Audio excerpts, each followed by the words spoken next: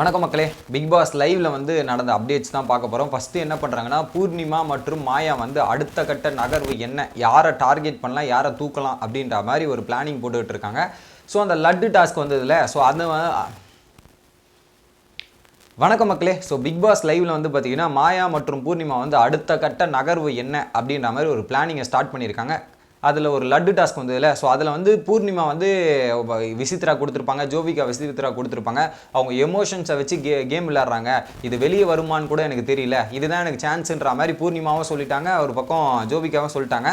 அதை வந்து மாயா பாராட்டிட்டு இருக்காங்க. எப்படியும் இந்த விஷயத்தை வெளியே தெரிய வச்சிங்களா, இது ரொம்ப நல்ல விஷயம். ஏன்னா நிறைய பேர் மக்களுக்கு இது தெரியல, இதை தெரிய வைக்கணும் அப்படின்றதுக்காக விசித்ரா இந்த மாதிரிலாம் பண்ணுறாங்கன்றத மக்களுக்கு எடுத்து உரைக்கிற விதமாக அந்த டாஸ்க் அமைஞ்சிருக்கு. ரொம்ப நன்றி அப்படின்ற மாதிரி கொஞ்சம் ஃபீல் பண்ணி பேசிட்டு இருக்கிற டைமில் பார்த்தீங்கன்னா ஒரு விஷயத்தை கண்டுபிடிச்சிட்டாங்க. யாருன்னு பார்த்தீங்கன்னா பூர்ணிமா சரியான ஒரு மேட்டரை கண்டுபிடிச்சிட்டாங்க. என்னென்னா, விசித்ரா ஒரு ஸ்ட்ராங் கண்டஸ்டன்ஸ் அப்படின்ற மாதிரி தான் எனக்கு ஒரு ஃபீல் ஆகுது. அவங்க வீக் கண்டஸ்டன்ட்லாம் இல்லை, எனக்கு சத்தியமாக நான் சொல்கிறேன் அப்படின்ற மாதிரி சொன்ன உடனே பார்த்தீங்கன்னா மாயா பேசுகிறாங்க. ஏங்க அப்போல்லாம் இல்லைங்க, அவங்க ஒரு வீக் கண்டஸ்டன்ஸுங்க, நீங்கள்லாம் இப்படி பேசாதீங்க, அதெல்லாம் ரொம்ப தப்புங்க அப்படின்ற மாதிரி சொல்கிறாங்க. ஏன் அப்படின்னு பார்த்தீங்கன்னா, அவங்க எமோஷன்ஸை வச்சு விளையாடுறாங்க. எமோஷனை வச்சு அவங்க கேம் விளையாடி, ஸோ அவங்க பாசம் காட்டி வா வா வா அப்படின்ற மாதிரி கட்டி பிடிச்சி அதுக்கப்புறம் பின்னாடி போய் கொடுத்துறாங்க. அப்படி தான் கேம் விளையாடுறாங்க அப்படின்ற மாதிரி சொல்கிறாங்க. எங்க நீங்கள் என்னங்க பண்ணுறீங்க? மாயா வெர்சஸ் பூர்ணிமா நீங்கள் என்ன பண்ணுறீங்க? தினேஷோட எமோஷனை வச்சு நீங்களே கேம் விளையாடலான்னு யோசிக்கும் போது அவங்க விளையாடுனா என்ன தப்பு? நான் கேட்குறேன். நீங்களே அதில் விளையாடுறீங்கன்றீங்க, அப்புறம் நான் அவங்க விளையாட மாட்டோம், அது அவங்களோட கேம் பிளே, ஓகேங்களா? எமோஷனை வச்சு கேம் விளையாடுறது தப்புங்க, நான் நியாயப்படுத்த விரும்பல. பட் அது அவங்க சொல்கிறாங்க, அது அவங்க கேம் பிளேவாக கூட இருக்கட்டும். அதே மாதிரி நீங்களும் பிளான் போட்டிங்களே, அப்போ எந்த விதத்தில் நீங்கள் அந்த பாயிண்ட்டை சொல்கிறதுக்கான தகுதியான நபர் அப்படின்றது எனக்கு தெரியல. இது ஒரு விஷயம். ஸோ எமோஷனை வச்சு கேம் இல்லாட்டி அவங்க போய் பின்னாடி கொடுத்துடுறாங்க அப்படின்ற மாதிரி சொன்னோன்னே பூர்ணிமா சொல்கிறாங்க, நானும் அப்படி தான் நினச்சேன், பட் அப்படிலாம் கிடையாது.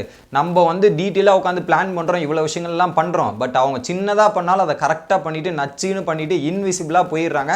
கரெக்டாக அதுக்கேற்ற மாதிரி பாயிண்ட்டை மூவ் பண்ணிவிட்டு வேறு லெவலாக கேம் விளையாடிட்டு இருக்காங்க அப்படின்ற மாதிரி சொல்கிறாங்க. இல்லைங்க, நான்லாம் நம்ப மாட்டேங்க, அவங்க ஒரு வீக் கண்டஸ்டன்ஸ் தாங்க, நம்மள மாதிரி திங்கிங்கும் கிடையாது, அவங்க சிம்பிளி வேஸ்ட்டு, வீக் கண்டஸ்டன்ஸ் அப்படின்ற மாதிரி மாயா வந்து விடாப்புடியாக அப்படியே இருக்காங்க. பூர்ணிமா மட்டும் சத்தியம் பண்ணுறாங்க, இல்லை அவங்க ஸ்ட்ராங் கண்டஸ்டன்ஸ் தான், எனக்கு நல்லா தெரியுது, நான் ஸ்டார்டிங்கில் தான் வீக்காக பார்த்தேன், இப்போ ரொம்ப ஸ்ட்ராங் கண்டஸ்டன்ஸ் தெரியுறாங்க, அவங்க ரொம்ப ஸ்ட்ராங்காக தான் ப்ளே பண்ணிட்டு இருக்காங்க அப்படின்ற மாதிரி பூர்ணிமா கண்டுபிடிச்சிட்டாங்க. இந்த இடத்துல என்னன்னா, மாயாவை விட கொஞ்சம் நல்லா திங்க் பண்ண ஆரம்பிச்சு கேம் விளையாட ஆரம்பிச்சா இல்லை அவங்களாம் வீக் கண்டஸ்டன்ஸ் ஆயிடுவாங்க அப்படின்ற மாதிரி தான் மாயாவோட திங்கிங் இருக்குது. இந்த இடத்துல வந்து பூர்ணிமாவோட அப்சர்வேஷன் கரெக்டாக அப்சர்வ் பண்ணியிருக்காங்க. இவங்க கிட்ட உஷாராக இருக்கணும், இதுவாக இருக்கணும் அப்படின்றது கிளியராக புரிஞ்சுட்டாங்க. இன்னொரு பாயிண்ட்டையும் சொல்கிறோம், நான்லாம் வந்து ரூல் பிரேக் பண்ண எலிமினேஷன் சொல்லிட்டு இருந்தால் நான் பயந்துருப்பேன். ஆனால் அவங்க வந்து அதையும் மீறி எலிமினேஷன் வந்து ஒரு கிளாப்பை வாங்கிட்டு தைரியமாக பண்ணிட்டு போகிறாங்க. அந்த தைரியம்லாம் எனக்கு வந்திருக்காது. ஸோ அந்த அளவுக்கு ஒரு தைரியமாக கேம் விளையாடுறாங்கன்னா அவங்க எல்லாத்தையுமே பிளான் பண்ணி கரெக்டாக தான் எக்ஸிக்யூட் பண்ணிட்டு இருக்காங்க அப்படின்ற மாதிரி பூர்ணிமாவோட கருத்தாக இருக்குது. ஸோ இனிமேட்டு நம்மளோட டார்கெட் வந்து விசித்ரா மட்டும்தான். அர்ச்சனாவையும் தினேஷையும் கொஞ்ச நாள் நம்ம அப்படியே விட்டுறலாம். இப்போ அவங்க பக்கம் டார்கெட்டே போவானா, அப்படியே ஃப்ரீயாக விட்டுருவோம், அவங்க ஃப்ரீயாக கேம் விளையாடிக்கிட்டோம். ஃபஸ்ட்டு விசித்ராவை தாக்குவோம், விசித்ராவை தூக்குவோம், விசித்ரா வெளியே போனால் அவங்க ரெண்டு பேரும் நம்ம ஈஸியாக அடிச்சுக்கலாம் அப்படின்ற மாதிரி ஒரு பக்கம் திட்டத்தை போட்டு விசித்ராவை மெயின் டார்கெட்டை ஃபிக்ஸ் பண்ணி வச்சுருக்காங்க. என்ன நடக்க போகுது, என்ன அட்டாக் பண்ண போகிறாங்கன்றது தெரியல. இப்போதைக்கு கொஞ்சம் சைலண்ட்டாக போயிட்டு இருக்காங்க. புள்ளி கேங்கில் ஆள் மேல் ஆள் வந்துட்டு இருக்கு.